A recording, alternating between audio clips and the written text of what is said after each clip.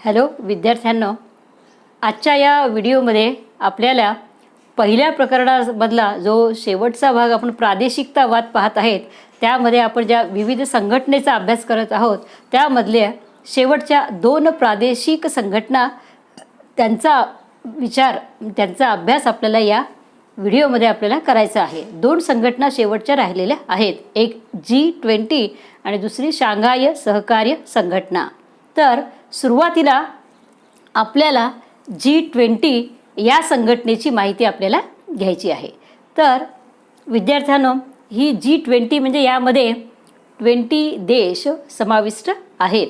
जगामधली फार मोठी अशी ही एक संघटना आहे। तर या संघटनेची स्थापना करण्यापूर्वी आपल्याला पाहावं लागेल की या युरोपियन युनियन व 19 राष्ट्रांचे सरकार आणि मध्यवर्ती जी बँक आहे त्या बँकेचे जे गव्हर्नर आहेत त्या सर्वांनी मिळून आधी एक व्यासपीठ तयार केलं होतं। काय केलं आहे इथं? व्यासपीठ। कोण कोण? युरोपियन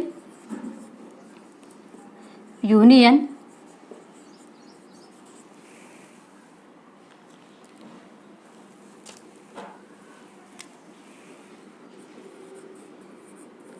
व 19 राज्याची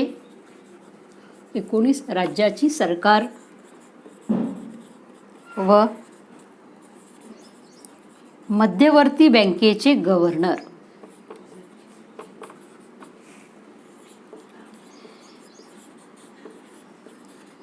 यांनी मिळून एक व्यासपीठ केलेलं आहे।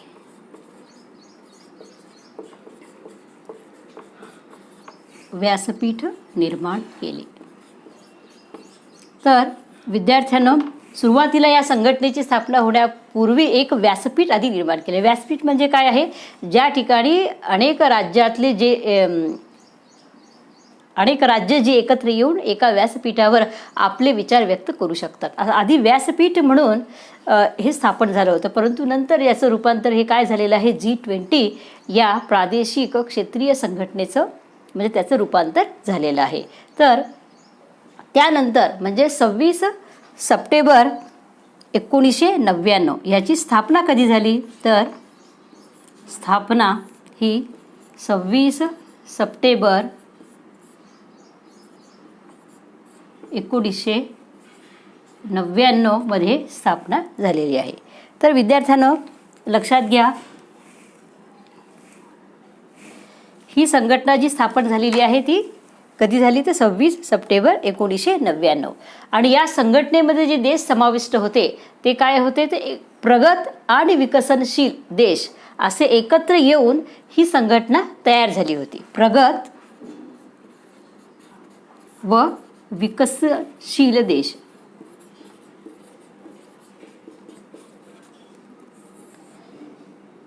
प्रगत आणि विकसनशील देश एकत्र येऊन ही संघटना निर्माण झालेली आहे।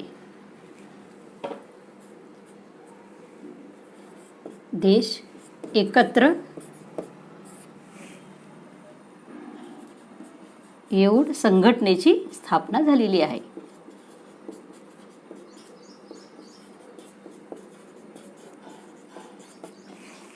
प्रगत आणि विकसनशील। आता विद्यार्थ्यांना विकसनशील या शब्दाचा अर्थ काय आहे? की जे विकासाच्या मार्गावर आहेत, पूर्णपणे प्रगत झालेले नाहीत पण विकास मार्गावर आहेत अशा आपण त्यामध्ये उदाहरणार्थ भारत आपला देश आहे, तर विकसनशील देश।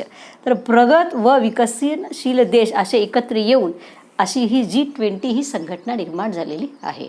तर यामध्ये प्रगत असलेले देश कोणकोणते आहेत आपण बघूया। यामध्ये 5 देश हे प्रगत आहेत। यामध्ये ब्रिटन, फ्रान्स, जर्मनी,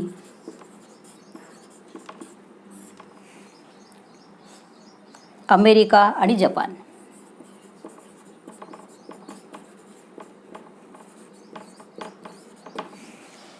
ही आपण प्रगत राष्ट्र आहेत आपण असं म्हणू शकतो। तर कोणकोणती आहेत? ब्रिटन, फ्रान्स, जर्मनी, अमेरिका आणि जपान अशी ही प्रगत राष्ट्र। आणि बाकी जी इतर राष्ट्र आहेत राज्य आहेत ती काय आहेत, विकसनशील देश आहेत. अशा प्रकारे एकत्र येऊन ही संघटना निर्माण झालेली आहे. तर विद्यार्थ्यांनो, आता आपल्याला बघायचे की हे 19 देश कोणकोण. एक युरोपियन युनियन आहे.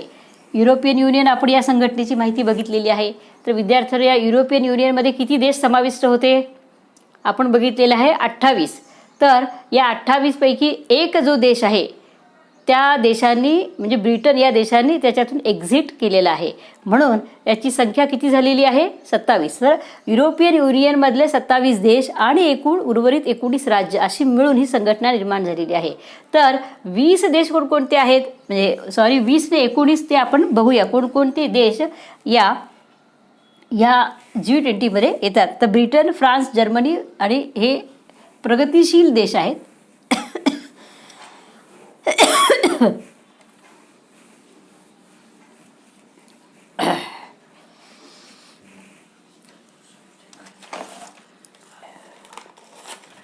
तर विद्यार्थ्यांनो, यामध्ये आपल्याला देश बघायचे आहेत. कोणकोणते आहेत ते आपण बघूया.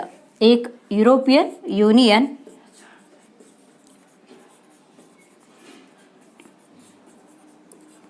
व इतर 19 देश. त्यामध्ये पहिलं आहे अर्जेंटिना, ऑस्ट्रेलिया,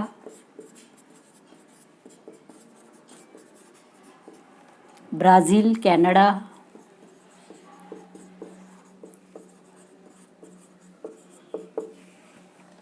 चीन,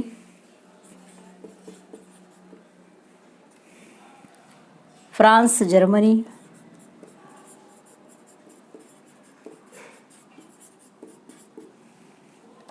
भारत, इंडोनेशिया,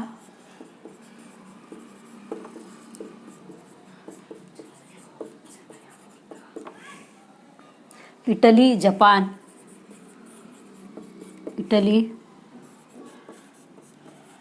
जपान, दक्षिण कोरिया, मेक्सिको,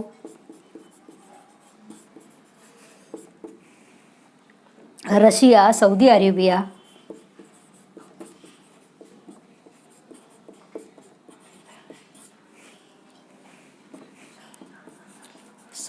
अरेबिया, दक्षिण आफ्रिका,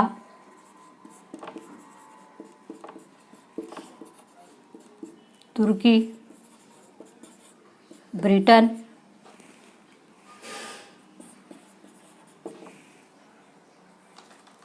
अमेरिका,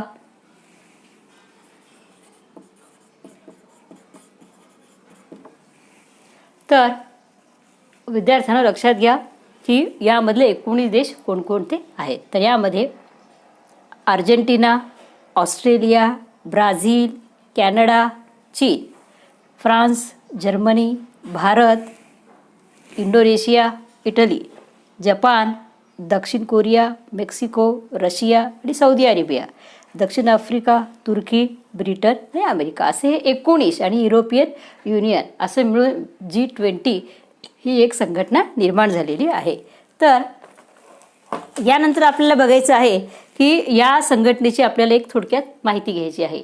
तर या संघटनेचं जे काम आहे म्हणजे जगामध्ये एकूण जो व्यापार केला जातो त्या एकूण व्यापारामध्ये 80% व्यापार या संघटनेकडून केला जातो. जगातला एकूण जो व्यापार आहे तो जगातील एकूण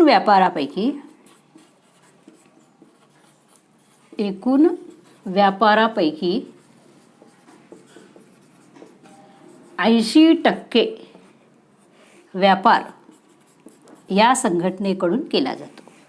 तर जगामध्ये जेवढ्या वस्तूंचं उत्पादन केलं जातं, ज्या वेगवेगळ्या वस्तू उत्पादित केल्या जातात, तयार केल्या जातात, त्यापैकी 85% उत्पादन या संघटनेकडून केलं जातं. 85% उत्पादन या संघटनेकडून केलं जातं. व्यापार किती टक्के केला जातो जगाच्या? 80% व्यापार या संघटनेकडून केला जातो. उत्पादित वस्तू किती आहेत? 85% उत्पादन या संघटनेकडून केलं जातं. आणि या ज्या G20मध्ये असलेले जे देश आहेत त्याची एकूण लोकसंख्या जर आपण बघितली तर ती 2/3 एवढी आहे. लोकसंख्या किती आहे? जगाच्या लोकसंख्येच्या 2/3 म्हणजेच किती आहे? ती 67% एवढी संख्या या G20मध्ये समाविष्ट असलेल्या देशातील नागरिकांची आहे.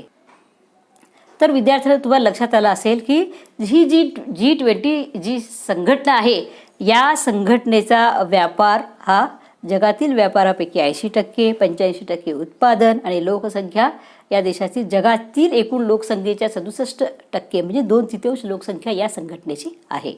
आता आपण बघितलेलं की प्रत्येक संघटनेचं एक कार्यालय असते, सचिवालय असते आणि या सचिवालयातर्फे या संघटनेचं कामकाज कार्य हे चालू असतं. परंतु या G20चं जे कार्यालय आहे ते निश्चित एकाच ठिकाणी हे कार्यालय नाही, ते कार्यालय बदलत राहतं. म्हणून त्याचं एकाच ठिकाणी कार्यालय आहे असं आपण सांगू शकत नाही. निश्चित असं एका ठिकाणी त्याचं कार्यालय नाही. यानंतर आपल्याला बघूया आपण की ही जी संघटना आहे ती संघटना स्थापन करण्याचा उद्देश काय आहे, कशासाठी ही संघटना स्थापन झालेली आहे ते आपण पाहूया.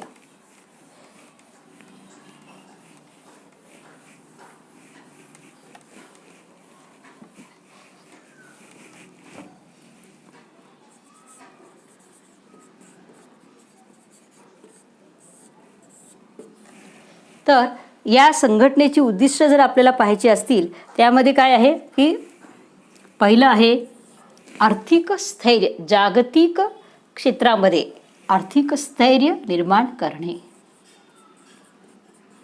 जागतिक क्षेत्रात आर्थिक स्थैर्य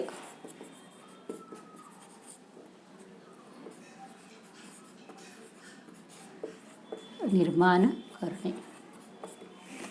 आर्थिक स्थिरता असायला पाहिजे जागतिक क्षेत्रामध्ये. दुसरं आपण त्याचं उद्देश पाहूया की जागतिक जी अर्थव्यवस्था आहे या जागतिक अर्थव्यवस्थेला चालना देणे, दिशा देणे, अर्थव्यवस्थेला दिशा देणे. आपल्याला काय आहे की या G20मध्ये असलेले समाविष्ट देश आहेत त्यांच्यातील देशांचा आर्थिक विकास झालाच पाहिजे, त्या ठिकाणी आर्थिक प्रगती झाली पाहिजे, औद्योगिकरण झालं पाहिजे, तंत्रज्ञान विकसित झालं पाहिजे. याशिवाय काय आहे की जागतिक अर्थव्यवस्थेला त्यांनी योग्य दिशा देणे हे सुद्धा उद्दिष्ट त्यांचं आहे. त्यासाठी काय प्रयत्न करावे लागतील ते या संघटनेकडून केले जातात. जागतिक क्षेत्रामध्ये आर्थिक स्थैर्य निर्माण करण्यासाठी आणि अर्थव्यवस्थेला दिशा देण्यासाठी ही संघटना स्थापन झालेली आहे. तर या संघटनेचं आपल्याला कार्य आपण थोडक्यामध्ये आपण बघू शकतो की याचं कार्य काय आहे किंवा कार्य त्यांनी कोणकोणतं कार्य या संघटनेकडून झालेलं आहे. तर यामध्ये आपण बघितलेलं आहे की विकसित म्हणजे प्रगत राष्ट्र आणि विकसनशील राष्ट्र आहे. तर काय केलेलं आहे की या दोन्ही क्षेत्रामध्ये, दोन्ही राज्यांमध्ये विकसित आणि विकसनशील या राज्यांमध्ये चर्चा करून विकसित व विकसनशील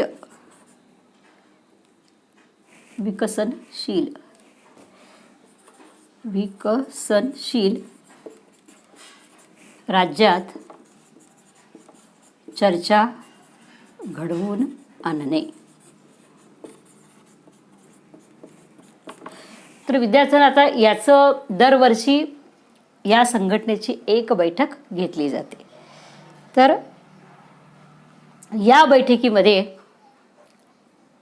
म्हणजे G20 20 देश आहेत, पण ही बैठक एकत्रित अशी घेतली जात नाही.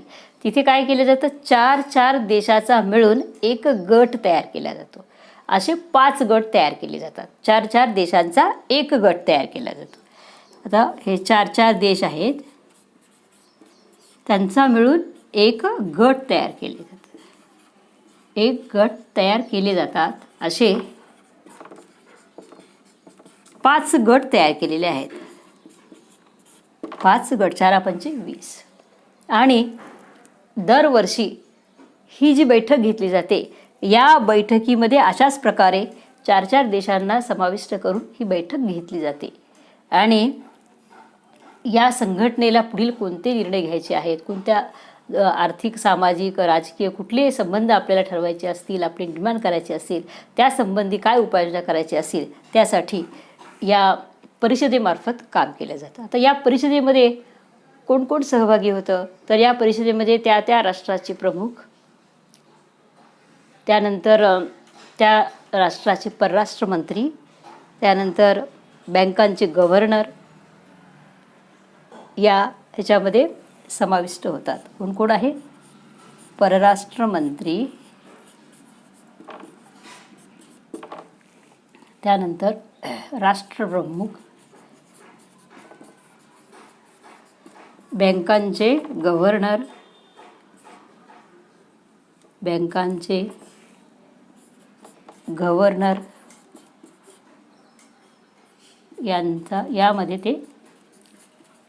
यांचा समावेश होतो आणि ही बैठक घेतली जाते आणि त्यामध्ये सामाजिक, राजकीय, आर्थिक, तांत्रिक या विषयावर त्यामध्ये चर्चा केली जाते. तर विद्यार्थ्यांनो, आपण कार्य बघत असताना काय, हे विकसनशील आणि विकसित राज्यात चर्चा घडून आणणे, त्यासाठी दरवर्षी एक बैठक घेतली जाते आणि इथे उपाययोजना केले जातात. आणि या सगळ्या ज्यावेळी G20च्या कुठल्याही योजना जेव्हा राबवल्या जातात, त्यामध्ये भारताने सातत्याने त्यामध्ये सहकार्य केलेलं आहे, सहभाग घेतलेला आहे. दुसरं कार्य काय आहे? भारताने त्यामध्ये सातत्याने सहभाग नोंदवला आहे.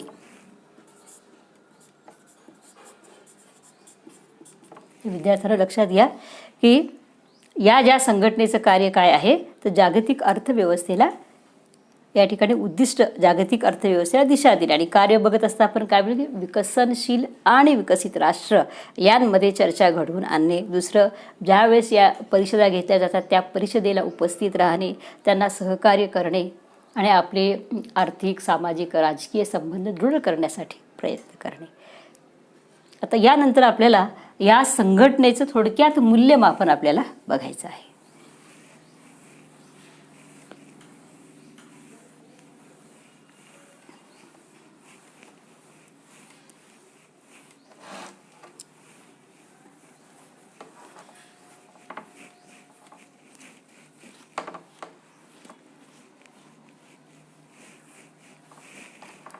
मूल्यमापन.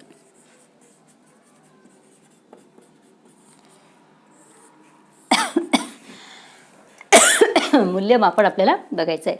यावर या G20च्या कामाला एक आक्षेप असा घेतला जातो किंवा त्याचं मूल्यमापन करत असताना आपल्या लक्षात येईल, या G20च्या ज्या बैठका घेतल्या जातात त्या बैठका या सगळ्या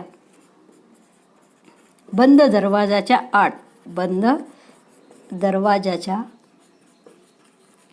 आड घेतल्या जातात.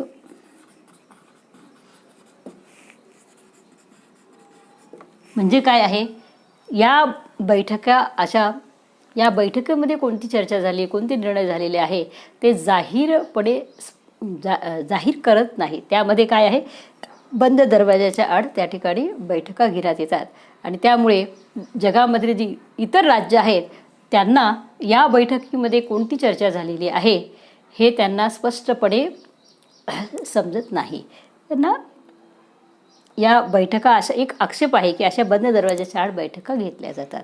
आणि दुसरा एक आक्षेप आहे की या G20ची जी संघटना, या संघटनेमध्ये इतर देशांना सुद्धा, म्हणजे युरोपियन युनियन आणि इतर जी 19 राष्ट्र आहेत याशिवाय अनेक इतर राष्ट्रांना सुद्धा बैठकीच्या चर्चेच्या दरम्यान त्यांना बोलवलं जातं, परंतु त्यांना आपलं मत व्यक्त करण्याचा अधिकार देण्यात आलेला नाही. इतर राष्ट्रांना मत व्यक्त करण्याचा अधिकार नाही.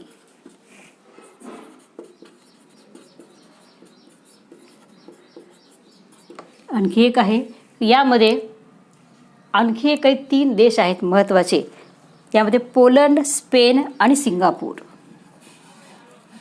पोलंड, स्पेन व सिंगापूर या देशांना यात समाविष्ट करण्यात आलेलं नाही.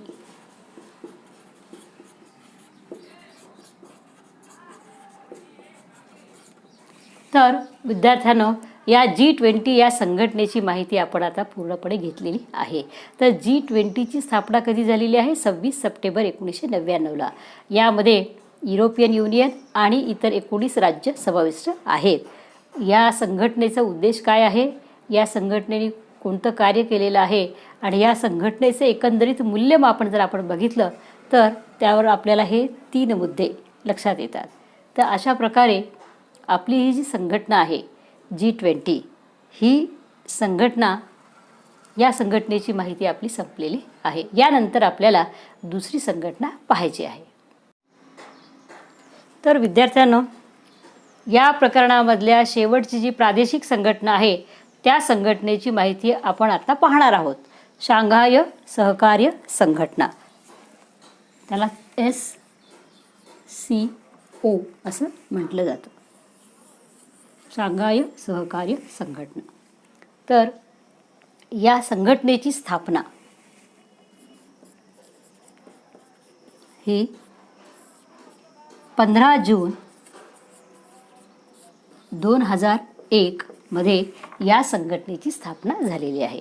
तर विद्यार्थ्यांनो, जो रशिया हा जो देश आहे आणि युरोप खंडातील काही देश आहेत, या दोन्ही देशाला मिळून, म्हणजे युरोप खंडातले काही देश, म्हणजे युरोप खंडातले 5 देश आणि रशिया मिळून सुरुवातीला 6 देशांची मिळून ही एक संघटना बनलेली आहे.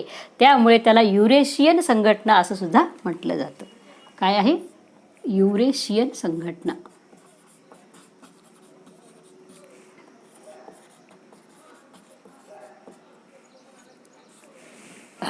तर यामध्ये रशिया हा जो देश आहे, सोव्हिएट रशियाचं विघटन झाल्यानंतर जे इतर राज्य निर्माण झालेली आहे त्यामध्ये रशिया जो आहे, त्या रशिया देशाच्या लगतच्या जवळच्या बाजूला असलेली जी राज्य आहेत त्या राज्यांना एकत्र करून ही शांघाय सहकार्य संघटना निर्माण केलेली आहे. यामध्ये एकूण 6 देश आहेत. तर यामध्ये कोणकोणते देश आहेत? रशिया, चीन, कझाकस्तान, किर्गिझस्तान,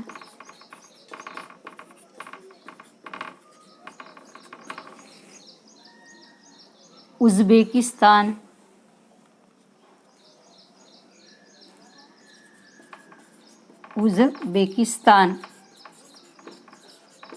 आणि ताजिकिस्तान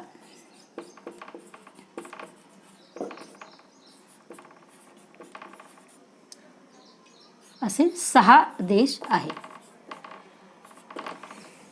1, 2, 3, 4, 5 आणि 6 कोणकोणते? रशिया, चीन आणि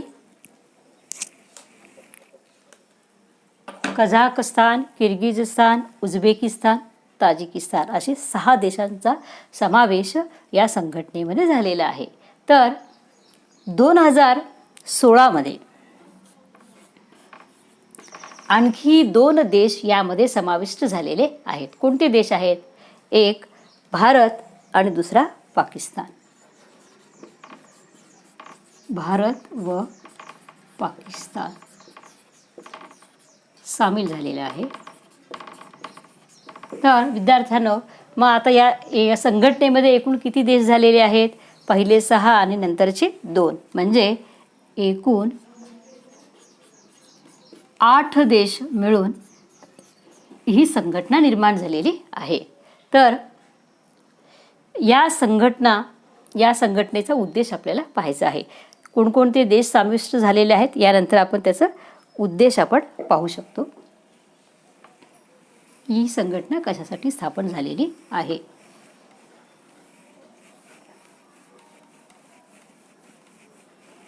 या संघटनेचं उद्दिष्ट काय आहे आपल्याला पाहायचं आहे.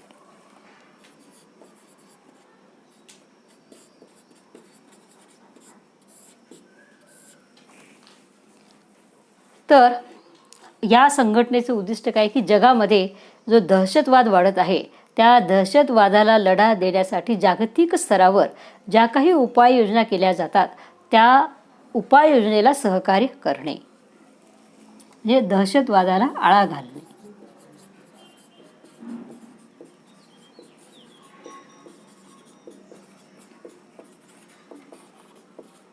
त्याचबरोबर काय आहे, दहशतवादाविरुद्धच्या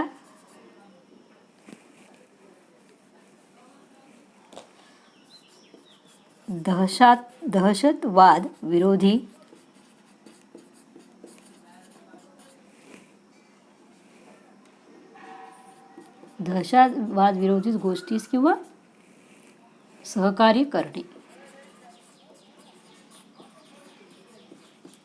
जागतिक स्तरावर दहशतवाद विरोधी ज्या कारवाया केल्या जातात दहशतवाद नष्ट करण्यासाठी आपण कारवाईच असं पण लिहू शकतो,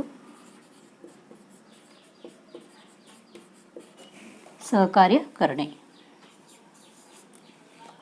महत्त्वाचा मुद्दा काय आहे, दहशतवादाला आळा घालणे. तसेच परस्परांमध्ये सहकार्य निर्माण करणे. परस्परांमध्ये सहकार्य निर्माण करणे.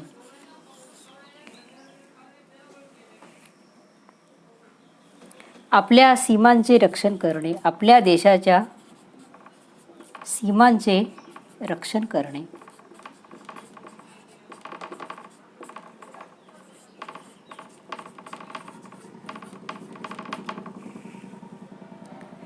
तसेच ही जी संघटना आहे या संघटनेचं उद्दिष्ट, एक महत्त्वाचं उद्दिष्ट काय आहे, अमेरिकेची जी लष्करी संघटना आहे नाटो या संघटनेला शह देण्यासाठी ही एक संघटना निर्माण झालेली आहे. नाटो संघटनेला शह देण्यासाठी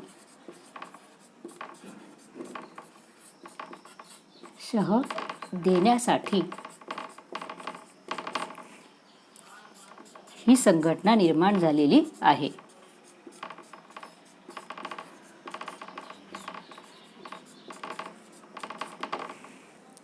आणखी शेवटचं आहे की व्यापार, संशोधन व तंत्रज्ञान या क्षेत्रामध्ये सहकार्याला चालना देणे.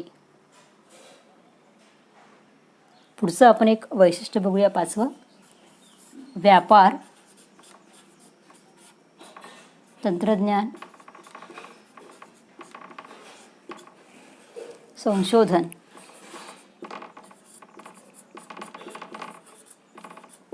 या क्षेत्रात सहकार्याला चालना देणे.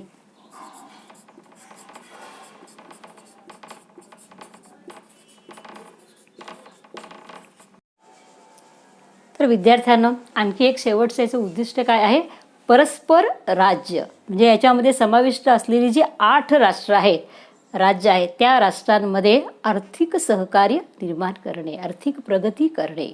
त्यासाठी एकमेकांच्या राष्ट्रांना सहकार्य करण्यासाठी चर्चा घडवून आणणे आणि प्रगती करणे हे सुद्धा उद्दिष्ट या संघटनेचं आहे. तर अशा प्रकारे एक 5 ते 6 उद्दिष्ट आपण बघितलेली आहेत. सगळ्यात महत्त्वाचं काय, दहशतवादाला आळा घालण्यासाठी सर्वतोपरी प्रयत्न करणे आणि जागतिक स्तरावर दहशतवादासाठी विरोध करण्यासाठी जी कारवाई केली जाते त्याला सहकार्य करणे. परस्पर राष्ट्रांमध्ये सहकार्य वाढवणे, परस्पर राष्ट्राच्या सीमांचं रक्षण करणे. आणि नाटो जी संघटना आहे, अमेरिकेची लष्करी संघटना, या संघटनेला शह देण्यासाठी ही रशिया प्रणीत ही एक संघटना निर्माण झालेली आहे. आणि व्यापार, तंत्रज्ञान आणि संशोधन या क्षेत्रामध्ये चालना देण्यासाठी विचारविनिमय करणे, चर्चा घडवून आणणे आणि आर्थिक प्रगतीसाठी प्रयत्न करणे. तर विद्यार्थ्यांना अशा प्रकारे आपली जी शेवटची जी संघटना आहे, शांघाय सहकार्य संघटना, या संघटनेची आत्ता आपण माहिती घेतलेली आहे. तर विद्यार्थ्यांना अशा प्रकारे आपलं 12वी अभ्यासक्रमामधील पहिलं प्रकरण जे आहे 1991 नंतरचे जग या प्रकरणामध्ये हा शेवटचा भाग आता आपण पाहिलेला आहे. आणि अशा प्रकारे 5 ते 6 घटकांचा अभ्यास या प्रकरणामध्ये आपण केलेला आहे आणि पहिलं प्रकरण जे आहे ते आपलं संपलेलं आहे.